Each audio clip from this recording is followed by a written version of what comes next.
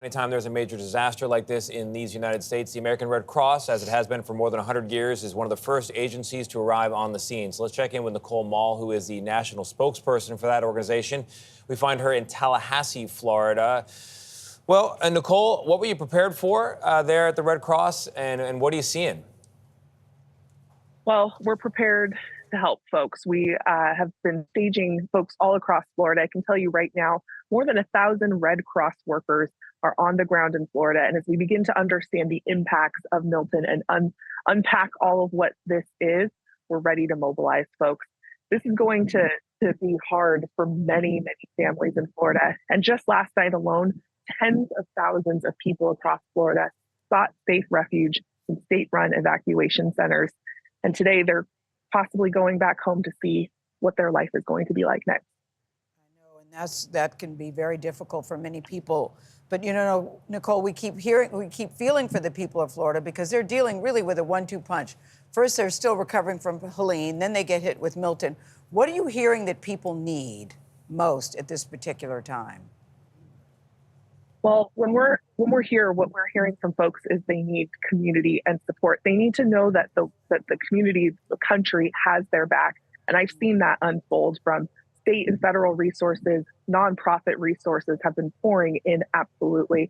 And for folks who are in unimpacted areas, watching this disaster unfold, 2 hurricanes in the span of 2 weeks, we know what the impact the climate crisis is having on folks, not just in Florida, but across the entire country.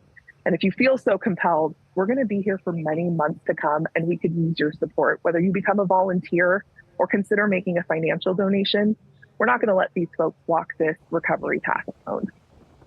Are there any supplies that you guys are running low on at this particular time since you're putting out the call for help?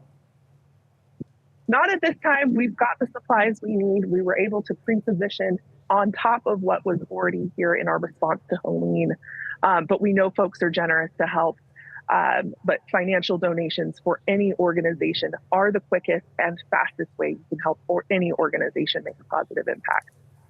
And Nicole, you mentioned those evacuation shelters. How long will those remain open for people? And then when do you transition to that next phase, those post-storm shelters?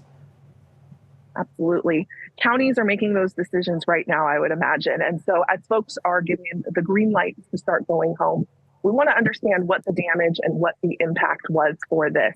And so some of these shelters, evacuation centers, may transition into post-storm shelters.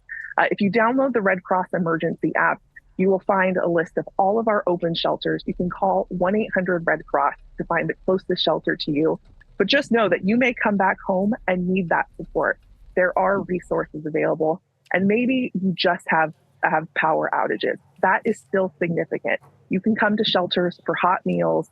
We have electricity. We'll get you plugged in, and you'll be able to have community around you. All right, Nicole, we thank you for taking the time. I know you got a very full plate today. Thanks a lot.